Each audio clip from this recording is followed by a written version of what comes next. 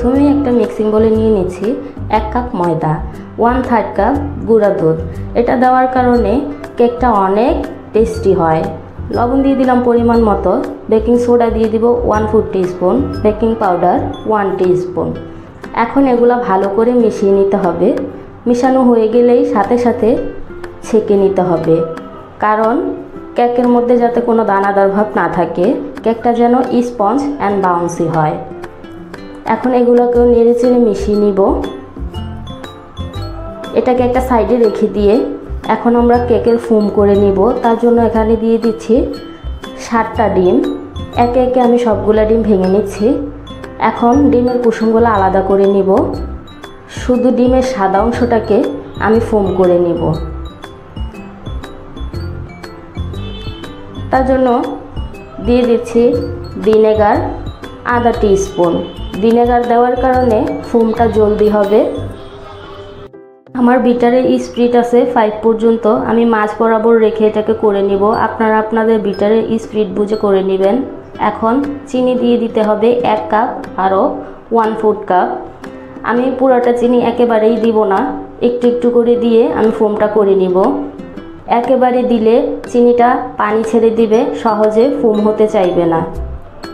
এই যে দেখেন কত সুন্দর ফোম হয়ে যাচ্ছে। এভাবেই আমি ফোম করে নিব। আপনারা হয়তো দেখতেই পাচ্ছেন আমি চিনিটা কিন্তু একেবারে দিচ্ছি না, কিছুক্ষণ পর পর দিচ্ছি। আপনারাও এভাবে দেওয়ার চেষ্টা করবেন। এই যে এরকম স্টিফ হয়ে এলেই স্প্যাচুলা দিয়ে সাইডেরগুলোও সরিয়ে আনতে হবে। এই যে দেখেন আমি উল্টে পাল্টে দিচ্ছি, কিন্তু আমার ব্যাটারটা পড়ছে না। এতটাই শক্ত ফোম হতে হবে। এখন ডিমের কুসুমগুলো দিয়ে আমি বিট করে নিব। এখন আর বেশি বিট করা যাবে না, ঘড়ি ধরে 5 সেকেন্ড বিট করে নিতে হবে, তাহলেই এনাফ। এখন আমি দিয়ে দিব তেল 1/4 কাপ। তেলটা দিয়ে দিতে হবে ফ্লেভার। আমি বাটার স্কচ ইউজ করছি, আপনারা চাইলে ভ্যানিলা ফ্লেভারও দিতে পারবেন। আপনাদের টেস্ট অ্যাকর্ডিং অ্যাড করে নেবেন। এই যে দেখেন স্টিফ হয়ে আসছে। এখন আমরা শুকনো উপকরণ মিশিয়ে নেব। চালনি দিয়ে, এখনও চালনি দিয়ে চেলেই দিতে হবে। একবার চেলেছি তাই বলে যে আর চালতে হবে না তা নয়। এখন চেলে দিলে আর দলা হয়ে থাকবে না, দানাদার ভাব থাকবে না, জলদি এটা মিশিয়ে নেওয়া যাবে। আর একেবারেই ঢেলে দিবেন না, কিছুক্ষণ পর পর দিলে ব্যাটারটা স্মুথ হবে। এখন পানি দিয়ে দিতে হবে 1/4 কাপ। এই পানিটা দেওয়ার কারণে কেকটা অনেক স্পঞ্জ হবে। ভালো করে নেড়েচেড়ে মিশিয়ে নিতে হবে। আপনারা চাইলে এখানে লিকুইড মিল্কও ইউজ করতে পারবেন। মেশানো হয়ে গেলেই সাইডেরগুলো আমরা স্প্যাচুলা দিয়ে নিয়ে আসব। নিচটা ভালো করে নেড়েচেড়ে দিতে হবে যাতে নিচে দলা পেকে না থাকে। এখন আমি 10 ইঞ্চি মোল্ডের মধ্যে ঢেলে দিয়েছি। আপনারা হাইট কেক চাইলে 8 ইঞ্চি 9 ইঞ্চি মোল্ডের মধ্যেও দিতে পারবেন। এখন 180 ডিগ্রি সেলসিয়াসে আমি ওভেনে বেক করে নিয়েছি 40 মিনিট থেকে 45 মিনিট। সময়টা কম বেশি লাগতে পারে ওভেন বুঝে, আপনারা কিছুক্ষণ পর চেক করে নেবেন।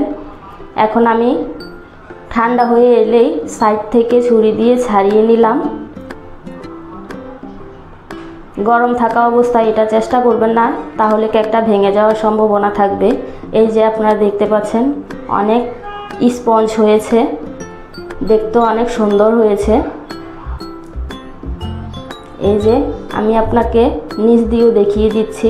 নিচ দিয়ে কিন্তু আমার এটা পোড়া লাগে নাই, নিচ দিয়ে কালারটাও অনেক সুন্দর এসেছে। আমার রেসিপি ফলো করে বানালে ঠিক একই রকম হবে। আপনারা বাসায় একবার অবশ্যই ট্রাই করবেন। এই কেকটা অনেক সফট হয়। এই কেক দিয়ে আপনারা যে কোনো কেকের ডেকোরেশন করতে পারবেন, ইনশাল্লাহ নিরাশ হবেন না। ডেকোরেশন না করলেও এমনিতেও আপনারা এই কেকটা খেয়ে নিতে পারবেন। বড় থেকে বাচ্চা সবাই এই কেকটা পছন্দ করবে ইনশাল্লাহ। আপনারা একবার বাসায় ট্রাই করবেন অবশ্যই, আর ট্রাই করলে আমাকে জানাবেন কেমন হয়েছে। ইনশাল্লাহ পরবর্তী ভিডিওতে আমি এই কেকটা দিয়ে আপনাদেরকে খুব সহজে কিভাবে কেক ডেকোরেশন করা যায় সেটা শেয়ার করব। একটা রিকোয়েস্ট আপনাদের কাছে আমার, ভিডিওটা ভালো লাগলে অবশ্যই লাইক করবেন, বেশি বেশি শেয়ার করে অন্যকে দেখার সুযোগ করে দিবেন। কিছু জানার থাকলে অবশ্যই কমেন্ট করবেন, আর আমার চ্যানেলটাকে সাবস্ক্রাইব করতে একদমই ভুলবেন না। আজ এই পর্যন্তই, সবার কাছ থেকে বিদায় নিচ্ছি।